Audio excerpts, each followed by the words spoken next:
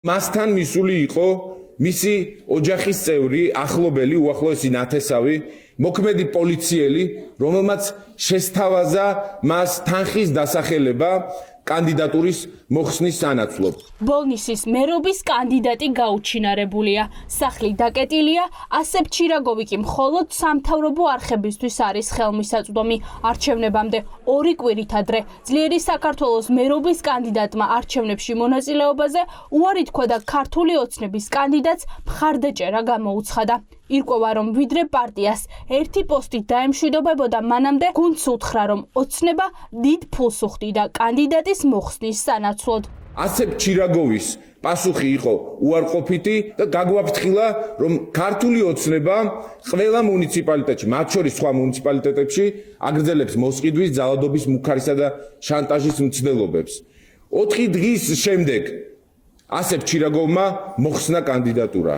ცხადია, რომ უნდა ვივარაუდოთ, რომ როცა არ იმუშავა მოსყიდვის მცდელობამ ასებ ჩირაგოვის წინააღმდეგ, შემდეგ ჩაერთო ბევრად უფრო ძალადობრივი, ბევრად უფრო მძიმე წნეხი ან შანტაჟის მცდელობა ასებ ჩირაგოვის წინააღმდეგ. ფაქტობრივი მოცემულობაა, რომ ამ ზეწოლამ იმუშავა ჩვენ ველოდებით კიდევ შანტაჟის, მუქარის გაგრძელება ჩვენს წევრებზე.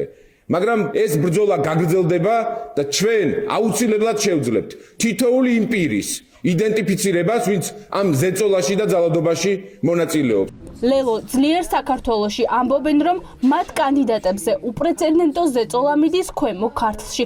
პარტიულ აქტივს ლელოს დატოვების სანაცვლოდ გარანტირებულ სამსახურს და ფულს თავაზობენ. პლაკატებს ვაკრავდით და პირდაპირ გზაზე არც იცოდა იქ ვინმე თუ ჩვენი ვიქნებოდით, მანქანით დაჩერებენ, ჩვენ ახალგაზრდა გოგოს პირდაპირ თავაზობენ, რომ სამსახურს დაგაწებინებთო, არ არის პრობლემაო. თავარია შენიყავი ჩუმათო და დანარჩენს ჩვენ გავაკეთებთ, რაც გინდაო, მითხარ რომ მე ვარ პასუხისმგებელიო და აი ესეთი ზეწოლები არის ძალიან ბევრი, ფულადიც, სანათესაო და რაღაცა ინფორმაციები მოდის, რომ აი თუ მოხსნით კანდიდატურას რაღაც სამსახურს დავაწევინებთ, ფულადი ჯილდოები იქნება. ქართული ოცნება თან ამბობს, რომ 4 ოქტომბერს გარანტირებული გამარჯვება აქვს განაღდებული და თან ოპოზიციის კანდიდატების გადაბირებას ცდილობს. დღეს პარტიის ქვემო ქართლის შტაბში საგანგებო შეხვედრაზე დეტალები გახდა ცნობილი, რა ვითარებაში გადაიბირა ქართულმა ოცნებამ პარტიის მერობის კანდიდატი.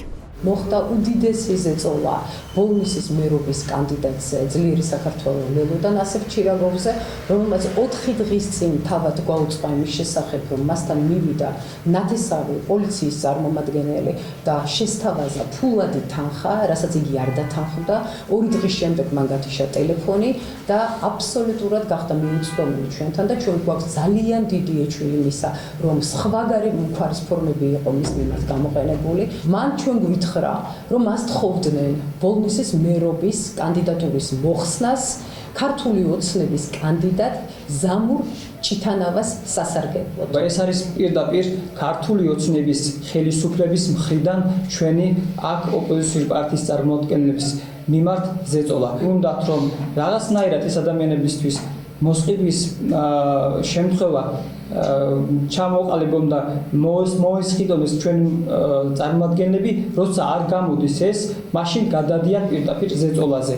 ვინ არის ყოფილი მაღალჩინოსანი, ვინც ძლიერი საქართველოს მერობის კანდიდატს ჯერ ემუქრებოდა და შემდეგ კი მოსყიდვას ცდილობდა.